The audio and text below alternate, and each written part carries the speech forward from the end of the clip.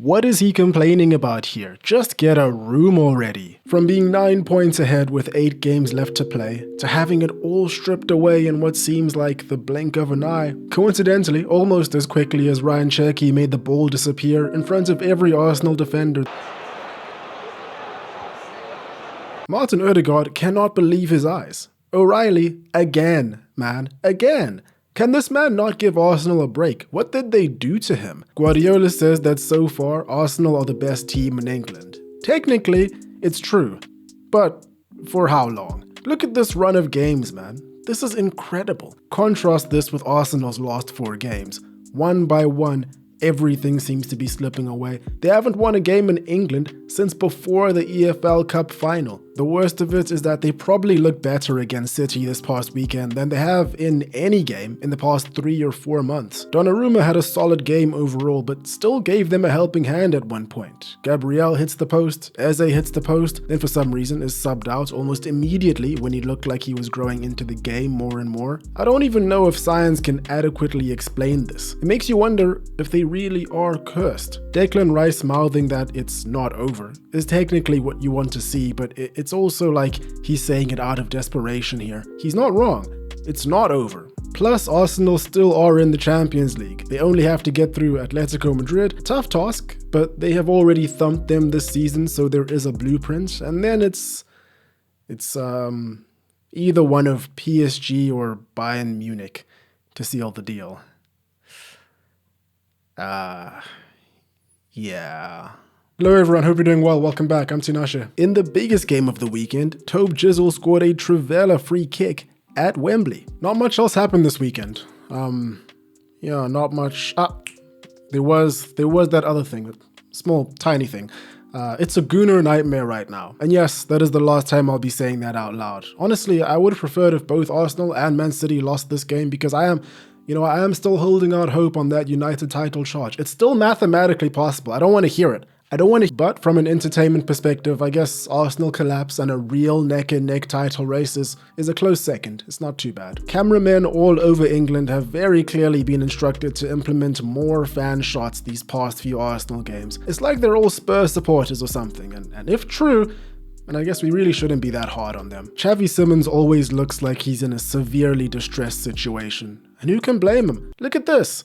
Really, look at this for a few more seconds. It's tragic. So let's jump straight into the Arsenal vs Man City match. The first half, I think we can all agree that it was a good showing from both sides, most notably, from my perspective at least, from Arsenal, who, as we all know, haven't been playing that well lately, and it was good to see them actually press the issue for the first time in a while. In fact, that's kind of what led to their first goal. A minute after Ryan Cherky spun the Arsenal defense, which was just an incredible goal, Havertz showed why he was chosen over Gyökeres to start, hounding Donnarumma. And this is a horrible mistake by the keeper, truly. Which brings me to maybe the most prominent critique that I have about Arsenal over the course of this game, which only really manifested properly in the second half, but you could see it in the first half quite a bit. If they were able to press Donnarumma and City so well, so successfully in this first half, even getting a goal out of it, why didn't they do it more often and more frequently over the course of the game? Donnarumma was very clearly rattled immediately after Arsenal scored that equalizer, and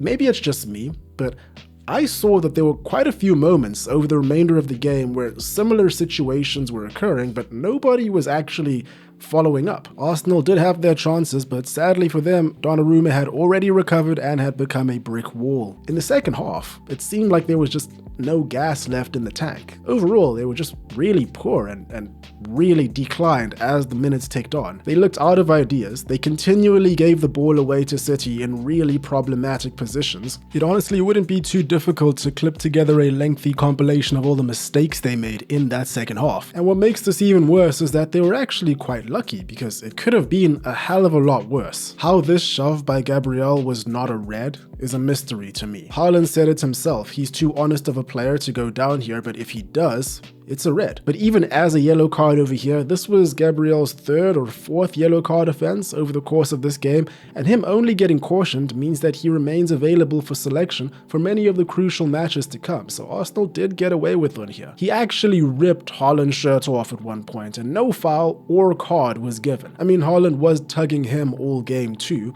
but Gabriel was clearly the aggressor. Arsenal started slowing down, meanwhile City, more specifically Bernardo Silva, just kept getting stronger.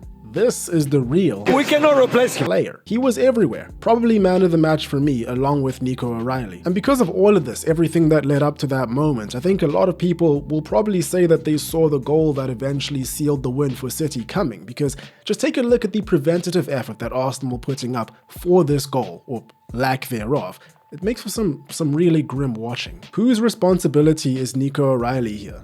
This picture actually makes no sense. O'Reilly is in more space than Matt Damon. You can see right here, as Donnarumma is assessing his options, Ødegaard is screaming at Martinelli to cover O'Reilly instead of Guehi. Only Martinelli truly knows what was going on in his head over here, but in my mind, he chooses to cut Guehi's passing line to O'Reilly, forgetting that Donnarumma can just launch it over him with an accurate throw. And then we see over here his head immediately drops as he realizes that this mistake could very well have cost Arsenal the league. Obviously, Martinelli is not the only one at fault here. Arsenal still had about 7 players in front of him, and a lot of work still needed to be done, but when you give a team like City and players of this quality this much space, I'm not sure what else you can expect to happen. City simply outworked them and came away with a deserved reward, and this leaves Arsenal in an all too familiar position.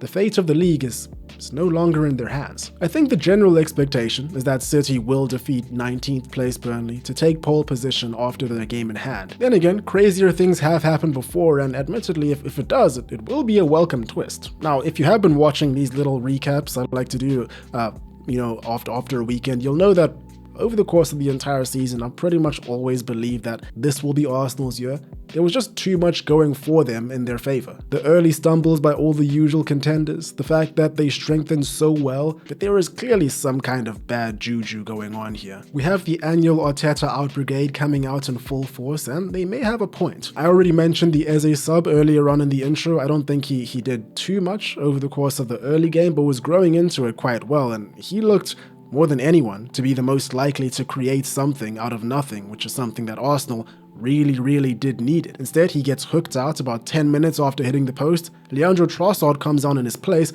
and I think the very next chance of the game fell to Trossard, which he didn't do very much with. Again, Gabriel Martinelli wasn't solely responsible, but I'm also fairly certain part of the reason he came on was because Madueke just could not deal with O'Reilly. It's been a wild ride seeing his decline in stock over the past 2 years or so. He was once really highly rated, but now even Arsenal fans have started to turn on him. I think everyone universally agrees that his best trait is his pressing, but even that has become a bit questionable, hasn't it? It's not looking much more pleasing regarding those who started. Kai Havertz can't be relied upon to be consistent in front of goal. We all know that he's well capable of devastating opponents, but I'm still on the fence about Victor Gyökeres, and I know for a fact that I'm not alone. It says something when your £60 million striker is not trusted to start in your biggest match of the season, and he's only given 6 minutes to turn it all around. Again, to Gabriel, he is an elite defender, but I just feel like his luck is going to run out one of these days, especially with the number of uncalled challenges that he makes, not just in this game. There's also the fact that it seems that calls of tightening rules around corner grappling and blocking keepers are growing louder and louder. Now, for the record, I personally don't think that any,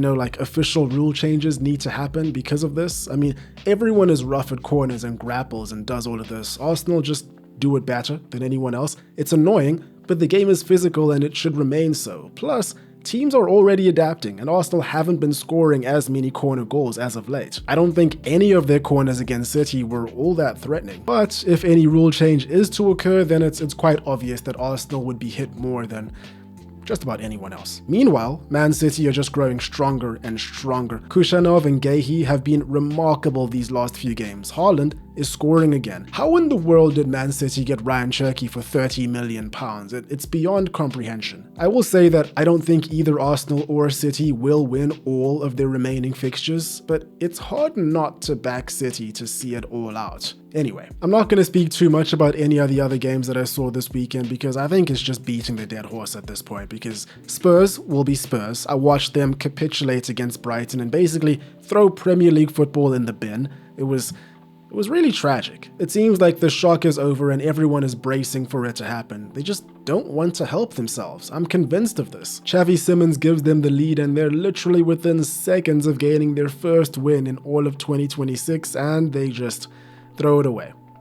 It's just so Spursy. Ironically, if they survive, that will also be very Spursy. I didn't watch the Merseyside derby, but even though people may criticize Van Dijk, one thing he's always good for is a late goal against Everton. I did see United beat Chelsea. Honestly, not the best game by either side, but a win is a win, goddammit. The winning goal was beautiful, and Bruno Fernandes is up to 18 assists. I was very impressed by Aiden Heaven in place of Martinez. No hair-raising or hair-pulling moments, thankfully. We spoke a lot about Chelsea's problems in last week's video after they collapsed against City, and honestly, you can check that one out if you're still curious about what's going on with this team, because nothing has changed. The only difference is the number of protests going on outside of Stamford Bridge. Unlike my brokerage account, it's up. And there we have it. Longer video coming up later on in this week. It is on Brazil. That's all for me today. Hope you guys enjoyed. Hope you're having a great day. Cheers, and I will catch you in the next one.